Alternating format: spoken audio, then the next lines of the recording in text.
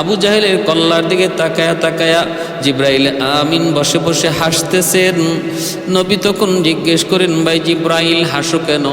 জিব্রাইল কয়, নবী গো হাসতেছে এজন্য, যেই বালক, যেই সাহাবী আব্দুল্লাহ ইবনে মাসউদ, সে কম মাথাটা আপনার দরবারে নিয়ে এসেছে তনুটা কান ছিদ্র কইরা। এই আব্দুল্লাহ ইবনে মাসউদ যখন ছোট্ট ছিল, বালক ছিল, কাবা ঘরের সামনে কোরআন তিলাওয়াত করার অপরাধে আবু জাহেল তার একটা চর মারছিল, থাপ্পড়। এক থাপ্পড়ে তার একটা কান বধির হয়ে গেছিল। আজও পর্যন্ত আপনার সাহাবী আব্দুল্লাহ ইবনে মাসউদ এক কানে কম শুনে। আবু জাহেলের থাপ্পড়ের কারণে অপরাধ ছিল আল্লাহর কালাম তিলাওয়াত। ওই দিন আপনিও কানছেন, আমি জিব্রাইলও কানছি, কিন্তু আসমানের মালিক ওই দিন হাসতেছিলেন। আমি তখন বলেছিলাম, মালিক তুমি হাসো, তোমার কোরআন তেলাওয়াত করার অপরাধে আব্দুল্লাহ মাইর খায়, আমরা কান্দি, আব্দুল্লাহ কান্দে, আর তুমি বুঝি হাসো। আল্লাহ তখন বলতেছিলেন, রে জিব্রাইল, তোমরা তো এখন দেখো, সামন দেখো না, বর্তমান তোমাদের সামনে ভবিষ্যৎ নাই। দেখি বদর দেখি, আমি আল্লাহ বর্তমানও দেখি, ভবিষ্যৎও দেখি। যেই বালকটারে আজকে আবু জাহেল থাপ্পড় দিয়া তার কান নষ্ট করে দিয়েছে, আমি আল্লাহ দেখতেছি বদরের ময়দানে এই আব্দুল্লাহ আবু জাহেলের দুটা কান নষ্ট করবে, তলোয়ার ঢুকাইয়া এক কানের বদলা নিবে দুই কান। এজন্য আমি আল্লাহ হাসতেছি। ওগো নবীজি, আজ আমি দেখলাম নিজের চোখে আবু জাহেলের দুটা কান নষ্ট করেছে আপনার সাহাবী আব্দুল্লাহ ইবনে মাসউদ, যার একটা কান নষ্ট করেছিল আবু জাহেল। আল্লাহু আকবার। হযরত আব্দুল্লাহ ইবনে মাসউদ রাদিয়াল্লাহু তাআলা আনহু তিনি বলতেছেন, ইয়া রাসূলুল্লাহ, ওগো নবীজি, এই যে নেন, আপনার চাচারও আমি বন্দি করে নিয়ে আসলাম। নবীজির চাচা হযরত আব্বাস রাদিয়াল্লাহু তাআলা আনহু, ইনিও বদরের ময়দানে নবীর হাতে বন্দি। বদরের যুদ্ধটা ছিল এমন এক যুদ্ধ, ভাইয়ে ভাইয়ে যুদ্ধ, বাপ বেটায় যুদ্ধ, চাচাবাতি যায় যুদ্ধ। আবু আজিজ ইবনে বদরের যুদ্ধে হযরত আবু বকর সিদ্দিক রাদিয়াল্লাহু তাআলা আনহু নবীর পক্ষে, ওনার সন্তান আবু জাহেলের পক্ষে, ওনার সন্তান আবু জাহেলের পক্ষে। আবু আজিজ বিন উমায়ের, আবু আজিজ বিন উমায়েরের হাতে হলো কাফেরদের পতাকা, আর মুসআব বিন উমায়ের রাদিয়াল্লাহু তাআলা আনহুর হাতে হলো মুসলমানদের পতাকা। আর দুজন হলেন আপন ভাই, দুজন আপন ভাই। একজনের হাতে কাফেরদের পতাকা, আরেকজনের হাতে মুসলমানদের পতাকা। এমন এক যুদ্ধ ছিল বদরের যুদ্ধ। নবী একদিকে, নবীর আপন চাচা হযরত আব্বাস রাদিয়াল্লাহু তাআলা আনহু নবীর বিপক্ষে। এই বদরের যুদ্ধে তিনি নবীর হাতে বন্দী। আব্দুল্লাহ ইবনে মাসউদ বলতেছেন, ইয়া রাসূলুল্লাহ, আমি বন্দী করে এনেছি। নবীজি বলেন, ভালো কথা। সাথে সাথে নবীর চাচা বলেন, ভাতিজা, তুমি কি বিশ্বাস করেছো তোমার সাহাবী আব্দুল্লাহ তোমার চাচা আব্বাসকে বন্দী করে এনেছে? এটা কি তোমার বিশ্বাস হয়? নবী বলেন, চাচা, বিশ্বাস তো হয় না, কিন্তু দেখতেছি তো তাই। চাচা বলতেছে, না ভাতিজা, না না ভাতিজা, না। এ ভাতিজা, কে আমাকে বন্দী করেছে তাকে কিছুক্ষণ আমি এখানে দেখেছি। বলে কোথায়? আবু জাহেলের মাথার পাশে বসে বসে মুচকি হাসতেছিল মানুষের সুরতে। অপরিচিত একটা মানুষ আবু জাহেলের কল্লার পাশে বসে বসে মুচকি হাসতেছিল। মানুষটা এখন কোথায়? সে আমাকে বন্দি করে এনেছে। আল্লাহর নবী বলেন, আল্লাহু আকবার, আল্লাহু আকবার। চাচা যান, ইনি তো মানুষ নন, ইনি মানুষের বেশে এসেছেন ফেরেশতাদের সরদার, কমান্ডার জিবরাইল আমিন। তখনই আব্বাস বলতেছে, ভাতিজা, বদরে আমরা যা দেখেছি তোমরা তা দেখো নাই রে। মাত্র রওনা দিছি, মাত্র রেডি হয়েছি, মুসলমানের গায়ে আঘাত করব। হঠাৎ করে দিকে আকাশ থেকে সাদা পাগড়ি, সাদা পাঞ্জাবি পরে ঘোড়ার উপরে সওয়ার আমার সামনে নাজিল হইয়া আমার গর্দানের মধ্যে তলোয়ার ধরছে, কই তলোয়ারটা ফালাইয়া দে, তীরটা ফালাইয়া দে, নতুবা এখনই দ্বিখণ্ডিত করে ফেলবো। এই অবস্থায় সামনের দিকে আগাই, হঠাৎ দেখি পিছনে কে যেন আমার পিছনের মধ্যে তলোয়ার ধরছে, কয়েকটা কদম সামনে দিবি না, একটা কদম সামনে দিবি না। এমন অবস্থা বদরে আমরা দেখেছি, তোমরা তা দেখো নাই, তাদের হাতে আমরা পরাজিত হয়েছি। এরা কারা? এরা হলেন আল্লাহর পাঠানো নূরের তৈরি ফেরেশতা। আল্লাহ পাক কোরআনুল কারীমের সূরা আনফালের মধ্যে বলেছেন 1000, 3000, পর্যায়ক্রমে 5000 ফেরেশতা আল্লাহ পাক বদরের যুদ্ধে নাজিল করেছিলেন। কমান্ডার ছিলেন জিবরাইল আমিন, কমান্ডার ছিলেন জিবরাইল আমিন। এজন্য ভাই বলতেছি, একটু ভালো করে শুনুন। আবু জাহেলের মতো এত বড় নিকৃষ্ট পাষণ্ড জালেমের অপমৃত্যু হয়েছে, খতম করেছে, ধ্বংস হয়েছে নাবালক 2টা ছোট্ট বালকের দ্বারা, যাদের নাম হলো মুআজ আর মুআওয়াজ, আপন দুই ভাই। এজন্য ভাইরে, অহংকার করা ভালো নয়। আল্লাহর মোকাবেলা কইরা কেউ কোনোদিন পারে নাই, পারবেও না, কোনোদিন পারে নাই, পারবেও না। আল্লাহর মোকাবেলা করার অর্থ হলো নিজের মাথা দিয়া দেয়াল ভাঙ্গা। মাথা দিয়া যদি কেউ দেয়াল ভাঙতে চায়, দেয়ালের কোনো ক্ষতি হয় না, কিন্তু নিজের মাথার অস্তিত্ব থাকে না, অস্তিত্ব থাকে না। বুদ্ধিমান কখনো আল্লাহর মোকাবেলা করে না, আল্লাহর মোকাবেলা করে না। আমার নবী, মায়ার নবীর জন্মের 1000 বৎসর আগের একটি বাস্তব ঘটনা বলতেছি, শুনেন।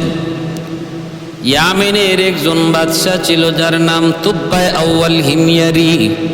খ্রিস্টান ধর্মের একজন মানুষ, পাদ্রীদেরকে বড় মহব্বত করত। 400 জন পাদ্রী, খ্রিস্টান ধর্মের পণ্ডিত, সর্বদা তার রাজ দরবারে থাকত এবং তাদের পরামর্শ নিয়ে সে চলত।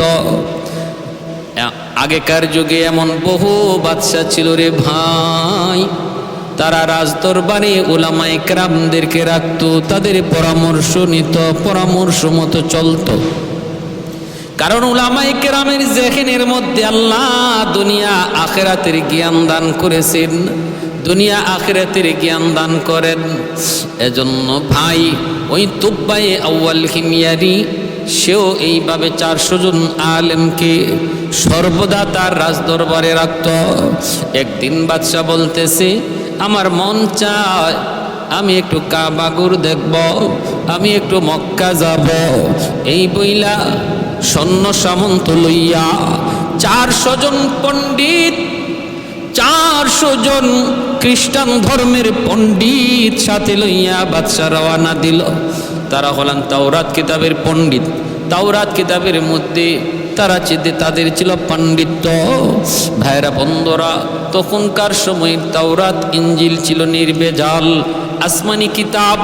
তাওরাত আসমানি কিতাব, ইঞ্জিল আসমানি কিতাব, পরিবর্তিত ছিল না। আল্লাহ যেভাবে নাজিল করছেন এভাবেই ছিল। বর্তমানে বাইবেল বলেন আর যাই বলেন, এর কোনোটাই আল্লাহ যে আকার, যে ভঙ্গিতে, যে অবস্থায়, যে ভাবে নাজিল করেছিলেন এই অবস্থায় নেই। সারা পৃথিবীতে বাইবেল যে কি পরিমাণ আছে, লন্ডনের বাইবেল আমেরিকার বাইবেলের সাথে মিলে না, আমেরিকার বাইবেল জাপানের বাইবেলের সাথে মিলে না। যার যেভাবে মন চায় এইভাবেই পরিবর্তন করে রাখছে। যদি অরিজিনাল আল্লাহ প্রেরিত বাইবেল আর ইঞ্জিল কেউ পড়ে থাকে, তাহলে সেই বাইবেল আর ইঞ্জিলে আমার নবীর আগমনের সুসংবাদের কথা পাবে।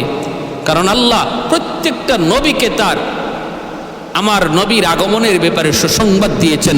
প্রত্যেকটা আসমানি কিতাবে নবীর আলোচনা রেখেছেন। বাদশা বলতেছে, আমি মক্কা যাব। সৈন্য সামন্ত নিয়ে মক্কার উদ্দেশ্যে রওনা দিল।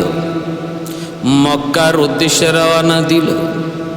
ভাইরা বন্ধুরা, এইবার বাদশা দেখতেছি মক্কায় ঢুকবে, এত বড় বিশাল বহর, এত বড় একজন প্রভাবশালী বাদশাহ, কিন্তু মক্কার কোনো মানুষ তার সুস্বাগতম জানানোর জন্য বের হয় না, সুস্বাগতম জানানোর জন্য বের হয় না।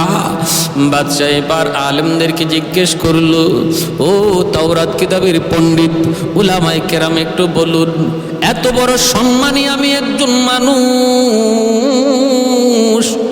মক্কার মানুষদেরকে জানাই আসলাম, কিন্তু একজন মানুষও আমার সম্মানে বের হলো না, মক্কা থেকে বের হলো না। ঘটনা কি? এতটা আমার সাথে তারা এমন আচরণ কেন করলো? এটা আমার সঙ্গে বেইজ্জতি, এটা আমার প্র্যাকটিসের মধ্যে আঘাত করেছে, এটা আমার সম্মানে, আত্মসম্মানে আঘাত করেছে। কেন তারা এমন করলো? তখন উলামায়ে কেরাম বলতেছে, বাদশা জাপনা, মক্কার মানুষের কাছে একটা ঘর আছে, যেই ঘরের নাম হলো খানায় কাবা। ওই ঘরের মালিক হলেন আমার আল্লাহ। এই ঘরের চেয়ে দামি আর কিছু তাদের কাছে নাই। পৃথিবীতে আল্লাহর ঘরের চেয়ে দামি আর কিছু নাই।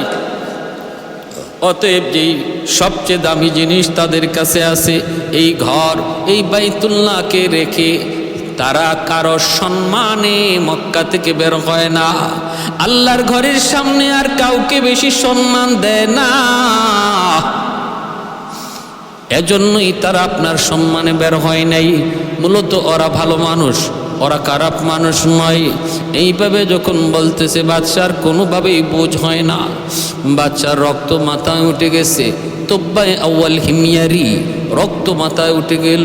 না না, আমি মানতে পারলাম না, বিষয়টা আমি মেনে নিতে পারলাম না।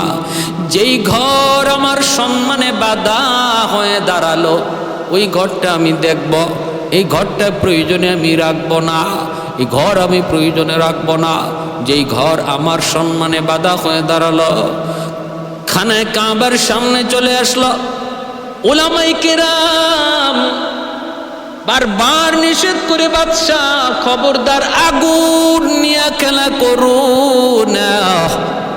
সব জায়গায় খেলা করা যায় না, সব জায়গায় হাত দেওয়া যায় না। একটু বুঝে শুনে হাত দিতে হয়।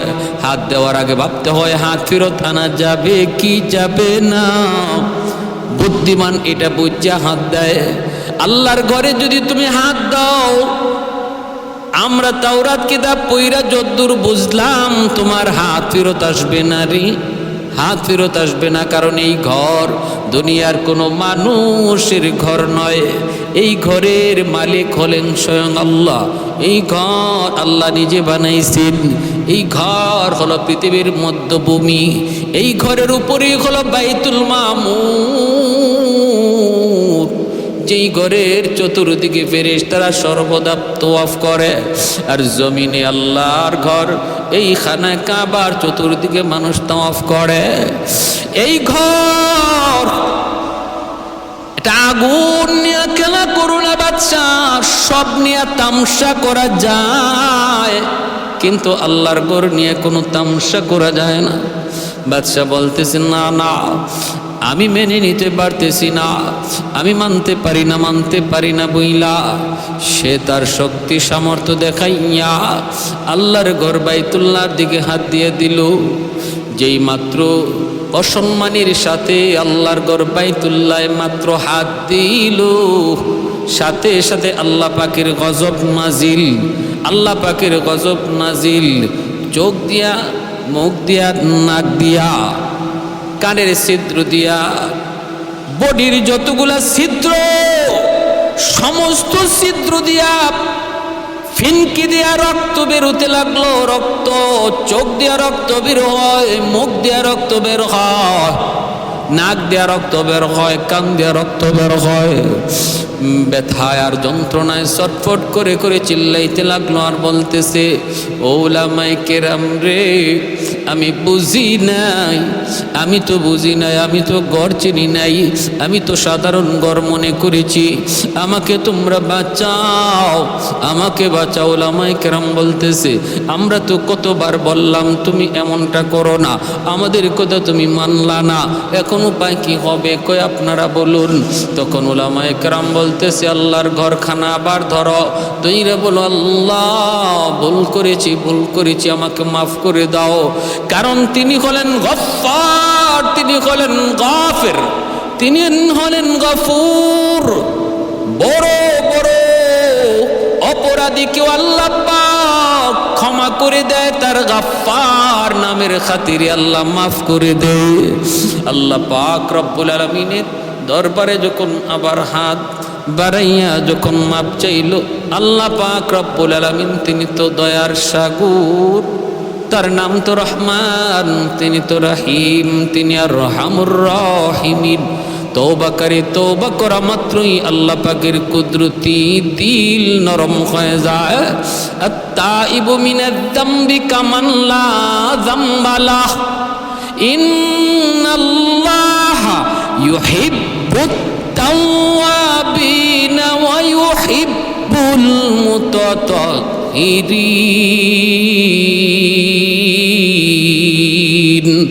আল্লাহ পাক রব্বুল আলামিন তওবাকারীদেরকে আল্লাহ পাক মহব্বত করেন, ভালোবাসেন। ঠিক তেমনিভাবে আল্লাহ যারা গুনাহ করে না তাদেরকে আল্লাহ ভালোবাসেন। তওবাকারীর ভালোবাসার কথা আল্লাহ আগে আনছেন।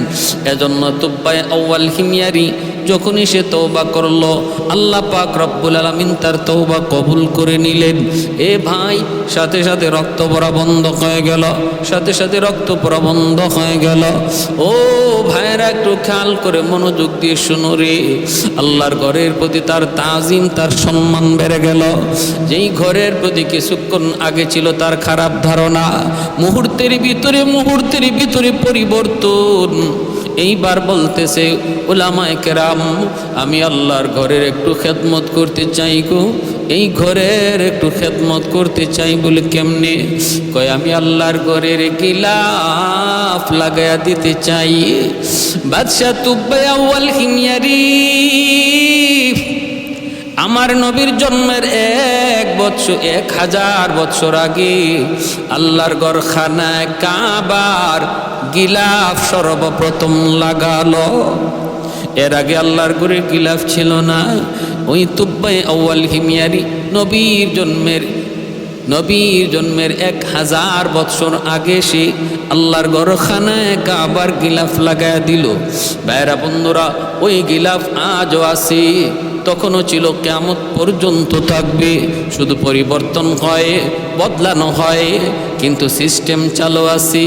ভাইরা বন্ধুরা, কিছুদিন মক্কায় থাকলো, বিভিন্ন জায়গায় সে ঘুরলো। আমার নবী, রহমতের নবী, মায়ার নবী, তিনি যেই জায়গায় জন্ম নেবেন, তাওরাত কিতাবে যেখানে উল্লেখ রয়েছে জন্মস্থানটা, তারা তাওরাতের আলেমরা বাদশাকে দেখালো। আল্লাহর নবীর বিভিন্ন স্মৃতি ভাইরা বন্ধুরা মক্কার জমিনে ওই স্মৃতিগুলোও তারা দেখাইলো, একে একে স্মৃতিগুলা সব দেখায় দিল। কিছুদিন পরে এবার বাদশাহ বলতেছে উলামায়ে কেরাম, চলেন একটু আমরা আরো একটু সফর করি, মক্কা থেকে বের হই। মক্কা থেকে বের হয়ে গেল কাফেলা নিয়া, এমন এক রাস্তা দিয়ে রওনা দিয়েছে যেই রাস্তাটা হবে আমার নবীর হিজরতের রাস্তা, মদিনায় হিজরতের রাস্তা। কিন্তু তখন তো এই রাস্তা যে হিজরতের রাস্তা কেউ জানে না, জানার কথাও না, কারণ আমার নবীর এখন জন্মই হয় নাই। কিন্তু বাইরা, ওই হিজরতের রাস্তার বিবরণটাও আল্লাহ পাক তাওরাত কিতাবের মধ্যে উল্লেখ করেছেন। নবী মদিনা হিজরত করবেন, মদিনা শহরের বিবরণ আল্লাহ তাওরাত কিতাবে উল্লেখ করেছেন। যেই মাত্র তারা এই রাস্তাটা দিয়ে রওনা দেয়, 400 জন আলেম, তাওরাত কিতাবের আলেম, একজন আরেকজনের চেহারার দিকে তাকায় বলতেছে, কি ব্যাপার, রাস্তার কন্ডিশনটা একটু দেখো। হায় হায়, আমরা তো তাওরাত কিতাবের মধ্যে একটা রাস্তার বিবরণ পড়েছি, যেই রাস্তাটা হবে আখিরি জমানার নবী, আখিরি নবী মুহাম্মদুর রাসূলুল্লাহ সাল্লাল্লাহু আলাইহি ওয়াসাল্লামের হিজরতের রাস্তা। তোমরা কি পড়ো নাই? কয় পড়েছি। ওই রাস্তার বিবরণটা কেমন একটু দেখো, আর তাওরাত কিতাবের বিবরণ একটু মিলাও। একে একে মিলায় তারা দেখে 100 মিলে গেল। বাদশা জিজ্ঞেস করে, উলামায়ে কেরাম কিসের আলোচনা হয় আমাকে একটু বলো। তারা বলতেছে, বাদশা জাহাপনা, আমরা তাওরাত কিতাবের মধ্যে একটা রাস্তার বিবরণ পেয়েছি। ওই বিবরণের সাথে এই রাস্তার 100 মিল। কয় কোন রাস্তা? কই যেই রাস্তা হবে আখিরি নবীর হিজরতের রাস্তা, মদিনায় হিজরতের রাস্তা। অতএব যেই রাস্তা দিয়ে আমরা চললাম এটাই হলো নবীর মদিনায় হিজরতের রাস্তা, কোনো সন্দেহ নাই। তাহলে এই রাস্তা দিয়ে চললে আমরা মদিনায় যেতে পারবো, যেই দেশে আমার নবী, যেই দেশে আখিরি নবী হিজরত করবেন এখন, এবং মদিনায় তিনি শুয়ে থাকবেন অনন্তকাল, কিয়ামত অবধি তিনি মদিনায় শুয়ে থাকবেন। জন্ম নেবেন মক্কায় কিন্তু শুয়ে থাকবেন মদিনায়। ওই মদিনা শহরে আমরা একটু যেতে চাই। সামনের দিকে আগালেন। শহরের তো কোনো অবস্থান নাই, শহরের কোনো আকার নাই, আকৃতি নাই, ঘর নাই, বাড়ি নাই, কিন্তু একটা জায়গায় গেলেন, আবহাওয়ার দিকে তাকাইলেন, কন্ডিশনের দিকে তাকাইলেন। তাকায় তারা একজন আরেকজনকে বলেন, দেখো জায়গাটা একটু দেখো, দেখো কত সুন্দর খেজুরের বাগান, দেখো পাহাড় দিয়ে চতুর্দিকে ঘেরা, জায়গাটা একটু পর্যবেক্ষণ করো, আবহাওয়াটা একটু দেখো। সবগুলা দেখা তারা সিদ্ধান্ত নিল তাওরাত কিতাবের মধ্যে মদিনা শহরের যে বিবরণ আল্লাহ পাক উল্লেখ করেছেন, মদিনা শহরের আবহাওয়ার যে বিবরণ আল্লাহ দিয়েছেন, এর 100 মিল এই জায়গার মধ্যে পাওয়া যাইতেছে। সাথে সাথে তারা বাদশাকে ডাক দেয়, কয় বাদশা জাহাপনা, মদিনা শহরের খবর পেয়ে গেছি, মদিনা শহরের সন্ধান আমরা পেয়ে গেছি। অতএব আমরা সিদ্ধান্ত নিয়েছি আমরা আর ইয়ামেন ফিরে যাব না গো, এই জায়গায় আমরা থেকে যাব, এখানে আমাদের কবর হবে এবং আখিরি নবীও এই জায়গায় শুয়ে থাকবে। আমাদের কবর হবে মদিনায়, আর কবরের পার দিয়া রহমতের নবী তিনি পায়ে হেঁটে যাবে, এতে আমরা ধন্য হব, আমরা ইয়ামিন আর ফিরে যাব না। বাদশা বলতেছে, তাহলে আমি কি করব? কয় আপনি ফিরে যান। বাদশা বলে, আমারও তো মন চায় গো, আমারও তো মন চায় আখিরি নবী রহমতের নবী যেই দেশে হিজরত করে আসবেন এবং চিরদিনের জন্যই এই দেশে থেকে যাবেন, এই দেশেই তিনি শুয়ে থাকবেন, যেই জমিনে আখিরি নবী রহমতের নবী শুয়ে থাকবেন, আমারও তো মন চাই এই জমিনে আমিও শুয়ে থাকি, কিন্তু এত বড় রাজত্বের জিম্মাদারি কি করি? ওলামায়ে কেরাম বলেন, আপনি জিম্মাদারি ফালায়া থাকতে পারেন না, আপনি চলে যান। বাদশাহ তিনি চলে যাবেন আর বলতেছেন, আমি আপনাদের জন্য 400টা ঘর বানায় দিয়া যাই। 400 আলেমের জন্য 400 ঘর বানায় দিল। একটা ঘর বাদশাহ বানায় দিলেন ব্যতিক্রম, আলাদা করে একটা মনের বাসনা দিয়ে একটা ঘর বাদশাহ বানাইলেন। এত সুন্দর করে বানাইলেন, ওলামায়ে কেরাম জিজ্ঞেস করে, এই ঘর কার জন্য বানাইতেছেন? বাদশাহ তখন বলতেছে, আমার নবী আখিরি নবী রহমতের নবী যখন মক্কা থেকে মদিনায় হিজরত করবেন, মক্কার আপনজনেরা তার ঘর বাড়ি দখল করে নিবে, মদিনায় তিনি আসবেন, মদিনার আনসারগণ তারে কুলে তুলে নিবে, কিন্তু মদিনায় তার নিজস্ব কোনো ঘর থাকবে না, বাড়ি থাকবে না। আনসারগণ সবাই যার যার বাড়িতে নিতে চাবেন। আমার মন চায় আমি নবীর জন্মের 1000 বছর আগে মদিনায় নবীর জন্য একটা ঘর বানায়া যাব,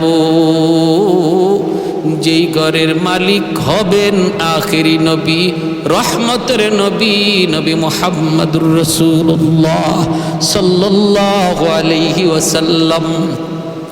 तो खुल्कत में मिली किसको ये आली नसवी है, खुल्कत में मिली किसको ये आली नसवी है, तो फख्र रसूल हाशिमियो मुतलबी है, तो फख्र रसूल हाशिमियो मुतलबी है।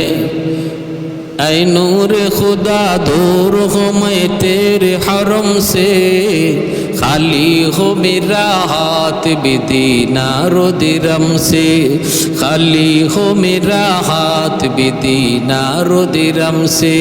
अल्लाह ने बनाया तुम्हें, अल्लाह ने बनाया तुम्हें सुल्तान मदीना, मेरी तमन्ना है मुझे जाने मदीना, मेरी तमन्ना है मुझे जाने मदीना। ভাইরা, একটা ঘর বাদশা তুব্বাই আউয়াল হিমিয়ারি মনির মাধুরী দিয়া বানাইলো, আর বানায়া ঘরে তালা দিয়া চাবিটা আমির সাহেবের হাতে দিয়া আরেকটা চিঠিও আমির সাহেবরে বুঝাইয়া দিল। বলল, যেদিন আপনি চলে যাবেন আপনার ইন্তেকালের আগে আপনার সন্তানের হাতে চিঠি আর চাবি দিয়ে যাবেন, সে আবার তার সন্তানের হাতে দিয়ে যাবে। এই চিঠি আর চাবি আপনাদের কাছে আমানত, আপনাদের কাছে আমানত। বাইরা বন্ধুরা, এই চিঠি আর চাবি আমানত বুঝে দিলাম আপনাদের হাতে। এই বইলা বাদশা চলে গেল। দিন যায়, রাত যায়, মাস যায়, বছর যায়, আমার নবী রহমতের নবী মক্কার জন্মভূমিতে নবী আগমন করলেন। মায়ার নবী 40 বছর বয়সে নবী এইবার নবুয়তি পেলেন। কওমের লোককে তিনি দাওয়াত দিলেন, কওমের লোককে তিনি দাওয়াত দিলেন, ইয়া আইয়ুহান নাস কুলু লা ইলাহা ইল্লাল্লাহ তুফলিহুন। ও মানুষ সকল, তোমরা এক আল্লাহকে বিশ্বাস করো, সফল হয়ে যাও। মানে না, কওমের লোকগুলি মানে না, তো মানে না, নির্যাতন আর নির্যাতন।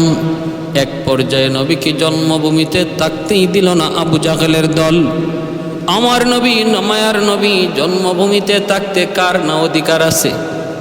যে যার ধর্ম পালন করবে, কিন্তু জন্মভূমিতে থাকার অধিকার সবার, দেশ সবার, ধর্ম যার যার। বাংলার জমিন হিন্দু বসবাস করে, মুসলমান বসবাস করে, খ্রিস্টান বসবাস করে, সকল ধর্মের মানুষ এই দেশে বসবাস করবে। ধর্ম যার যার হবে, কিন্তু দেশ তো সবার হবে। দেশের ব্যাপারে কেউ ষড়যন্ত্র করব না, দেশের ব্যাপারে ষড়যন্ত্র করব না, কারণ দেশ হলো সবার। ভাইরা বন্ধুরা, আমার নবী মদিনায় হিজরত করার পরও এই আইন চালু করেছিলেন। ইহুদিদের সাথে নবীর সন্ধি হয়েছিল, তোমরা তোমাদের ধর্ম পালন করো, আমরা তোমাদের নিরাপত্তা দিব, প্রয়োজনে তোমাদের গির্জা পাহারা দেওয়া হবে, প্রয়োজনে তোমাদের উপাসনালয় পাহারা দেওয়া হবে, কিন্তু মদিনার শহর হলো আমাদের সবার। মদিনার কোনো ক্ষতি যেন আমাদের দ্বারা কারো না হয়, অথবা মদিনা যদি দুশ্মনের দ্বারা আক্রান্ত হয়, আমরা তখন আমাদের যার যার ধর্ম বলে তখন দেশ রক্ষার আন্দোলনে আমরা একসাথে ঝাঁপিয়ে পড়ব। বাংলাদেশ পাকিস্তানি হায়নাদের কাছ থেকে, পাকিস্তানি হানাদার বাহিনীদের কাছ থেকে মুক্ত করার জন্য দেশের তরে জীবন দিয়েছে মুসলমান, হিন্দু সহ বিভিন্ন ধর্মের মানুষ। কারণ দেশ রক্ষার ক্ষেত্রে ধর্মের কোনো বিভেদ নাই, সবাই এক, ধর্মের কোনো এখানে পাঠ নাই, সবাই এক। ভাইরা বন্ধুরা, এটা ইসলামের আদর্শ, ইসলামের আদর্শ, মদিনার সনদের শিক্ষা, মদিনার সনদের শিক্ষা। আল্লাহর নবীকে মক্কায় থাকতে দেয় নাই শুধু নবী ধর্মের প্রচার করার কারণে। বলুন তো, এটা ন্যায় হলো না অন্যায়? আন্তর্জাতিক মানের অন্যায়, খালি অন্যায় না, আন্তর্জাতিক মানের অন্যায়। এটা কোনো দেশে, কোনো আইনে, কোনো জাতিতে এর বৈধতা নাই। আল্লাহর নবী রহমতের নবী নিরুপায় হয়ে নবী মদিনা হিজরত করলেন। ভাইরা বন্ধুরা, কুবা এলাকা, মদিনার মানুষগুলি নারী পুরুষ সবাই আল্লাহর নবীকে সুস্বাগতম জানানোর জন্য মদিনার বাইরে চলে আসলো। আল্লাহর নবীকে সুস্বাগতম জানায় মদিনায় ঢুকাবে, কিন্তু একজন মানুষ তিনি আসেন না, তিনি শুধু ওই ঘরটা মুছামুছি করেন, পরিষ্কার করেন। তিনার নাম কি? তিনার নাম হলো আবু আইয়ুব আনসারী রাদিয়াল্লাহু তাআলা আনহু।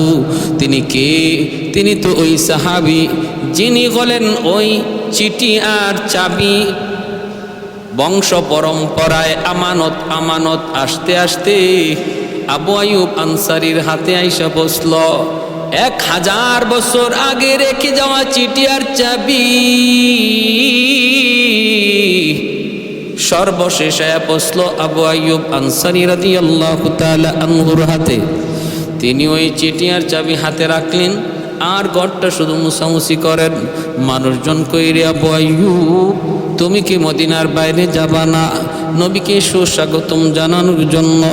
আবু আইয়ুব আনসারী বলতেছে, তোমরা যাও গো, আমার মন বলে নবী আমার খুঁজে আমার তালাশে এখান পর্যন্ত আসবেন, কারণ আমার হাতে নবীর একটা আমানত আছে। আমানত, এই আমানতের খবর অবশ্যই আমার আল্লাহ তার হাবিবকে জানাবে।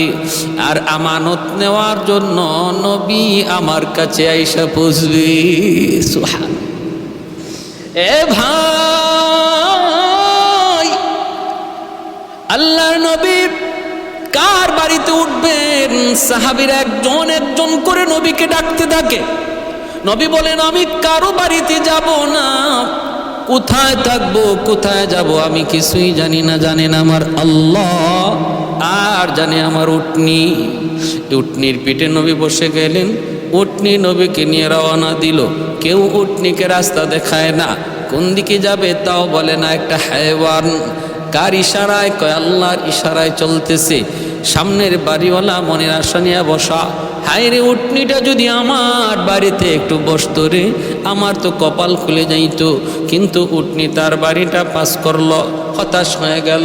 পরের বাড়িওয়ালা বড় আশা নিয়ে বুক বাঁধা আশা নিয়ে বসা, তার বাড়িটাও পার হয়ে গেল।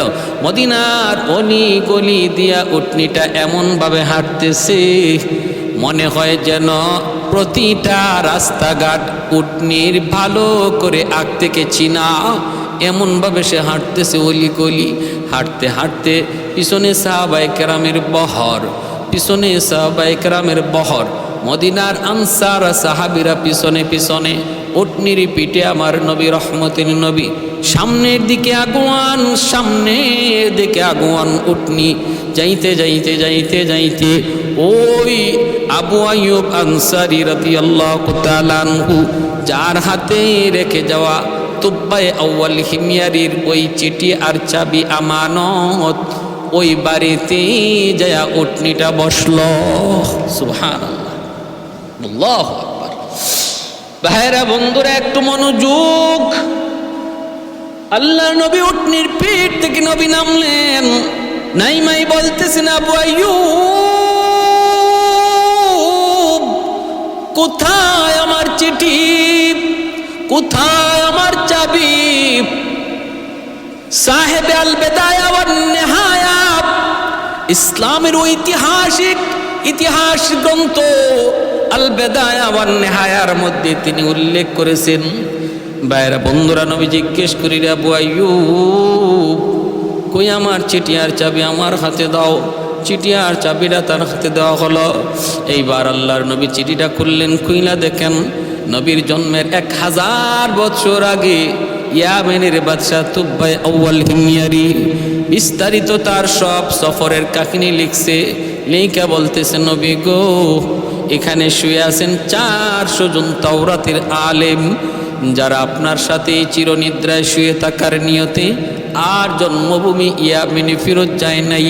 কিন্তু আমি বাদশাহ হওয়ার কারণে পারি নাই। আমারও মনের বড় তামান্না ছিল মদিনায় যেন আমার কবর হয়, কিন্তু হয় নাই। আমার তো দায়িত্ব কাঁধে, চলে গেলাম। কিন্তু নবী গো, আমি হলাম আপনার উপর 1 নম্বর ঈমানদার। আপনি দাওয়াতের আগে, জন্মের আগে আমি আপনার উপর ঈমান এনেছি। ওগো নবীজি শুনেন, মদিনায় হিজরত করে আপনি আসবেন, মদিনায় কোনো আপনার ঘর থাকবে না, বাড়ি থাকবে না। ওই অবস্থায় আপনি কই উঠবেন, কার বাড়িতে থাকবেন? আমি আপনার জন্য একটা ঘর বানায়া দিয়ে গেলাম। এই ঘর কান আমি আপনার মালিকানায় দিয়ে গেলাম। আল্লাহর নবী গো, আমার রেখে যাওয়া এই ছোট্ট হাদিয়াটুকু যদি আপনি কবুল করেন, আমি ধন্য হব, ধন্য হব। আল্লাহর নবী রহমতের নবী ওই চাবিটা হাতে নিয়ে তিনি ঘর খুইলা তিনি সবার আগেই ঘরে ঢুকলেন। আর সাহাবীদেরকে বললেন, সাহাবীরা রে, আমার জন্মের 1000 বৎসর আগে ইয়ামেনের বাদশাহ আমার জন্য মদিনায় ঘর বানায়া গেছি। আল্লাহু আকবার। শাফিয়ে রোজে জাযাউ যা খতিবে আম্বিয়া, শাফিয়ে রোজে জাযাউ যা খতিবে আম্বিয়া, সাহেবে হাউজ লিওয়াজিল খুদা রোজে আতীদ, साहिबे हौज़ल वाज़िल खुदा रोज़े अतीद, साहिबे असरार ऊनामो से अकबर बरमला, इल्म उ अज़ अव्वलिनो आखिरी अंदर मज़ीद, इल्म उ अज़ अव्वलिनो आखिरी अंदर मज़ीद, रहमतुल लिल आलमी खंदश खुदावंद करीम, खल्क खुल्क कौल फ़िअल हदिय सिमते ও হাবিদ। ভাইরা বন্ধুরা, এজন্য বলতেছিলাম আমার নবীর শান আর মান কি বলবো আপনাদের সামনে। নবীর জন্মের বহু আগ থেকে আমার নবীর সম্মানের আলোচনা আল্লাহ শুরু করে দিয়েছেন। তাওরাতে নবীর শান, ইনজিলে নবীর শান, জাবুরে নবীর শান, যতগুলি সহিফা আল্লাহ দুনিয়া নাজিল করলেন সমস্ত সহিফাতে আমার নবীর শান আর মান। এমনকি শুধুমাত্র নবীর জন্মের আগে যেমন নবীর সম্মানের আলোচনা, নবীর দুনিয়া থেকে বিদায়ের পর হাসরের ময়দানেও আমার নবীর সম্মান কি হবে সেই আলোচনাও আল্লাহ পাক করেছেন। অতএব ভাইয়েরা বন্ধুরা, আমরা আসুন আগে আমাদের নবীকে আমরা চিনি, আমরা কোন নবীর উম্মত, তাহলে নবীর আদর্শ, নবীর সুরত, নবীর সিরত আমাদের মধ্যে আনা সহজ হবে। নবীরই যদি চিনলাম না, আমার নবীর শান আর মানে যদি না বুঝলাম, তাহলে নবীর মতো হওয়ার আকাঙ্ক্ষাও জন্মিবে না। আসুন প্রত্যেকে আমরা নবীর জীবনী পড়ি এবং নিজের জীবনটাকে নবীর জীবনের মতো সাজানোর চেষ্টা করি। ওয়া আখির দাওয়ানা আনিল হামদুলিল্লাহ।